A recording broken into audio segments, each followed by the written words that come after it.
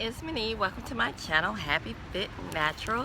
Today we are going to discuss a book that I read as well as what I'm reading next. It's so exciting. So the first book, I mentioned it to you guys before I was reading it. It is Noah's Wife by Lisa Starck, and she's a first-time novelist. And the book caught my eye mainly because of the name, Noah's Wife. And then when I read the inside of the dust jacket, I was like, okay, let me read it and see what the book is all about. And for me, the book was a little slow starter. It took me over a month to read this book, and that's highly unusual. And I must confess that I did take the book back to the library and turn it back in, but I kept thinking about the story, wondering if the rain had ever stopped in the town that they were in. So I went back, rechecked the book out, and then, you know, I was determined to get through it this time. So I finished it up. And so the main character in the book is Noah's wife. Okay, Noah's wife. I can't really remember if the author ever said what her real name is. Every time she mentions her in the book, it was Noah's wife. So Noah's wife and her husband relocated to a small town, and he was basically called to preach there to revitalize the congregation and get the church moving and to bring hope to the congregation.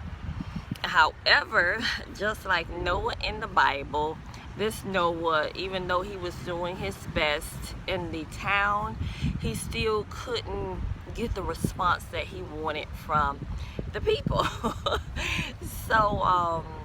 So he seemed to me to get a little discouraged because he was not able to move the congregants the way that he wanted to move them. And the congregants, you know, you have to see things from their point of view, because they've been in this town where it's been raining nonstop, and they've done all the praying that they can do, or they feel like they can do. They pretty much have lost all hope, and they've prayed to God, but the rain still continues. The continuous rain wreaked havoc on the town, the residents, and the zoo that was thriving years before. Now yes, there are animals in this book, just like in the Bible. I won't say there were 2 by 2, but there are animals in the book. These animals wild animals eventually had to be taken care of by the residents in the town.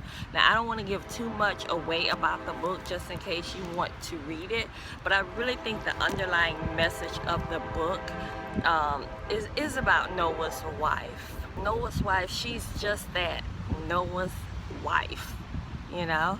So I think one of the main messages here is that we all have to look past, and we can't really depend on other people to help us to be the best that we can be.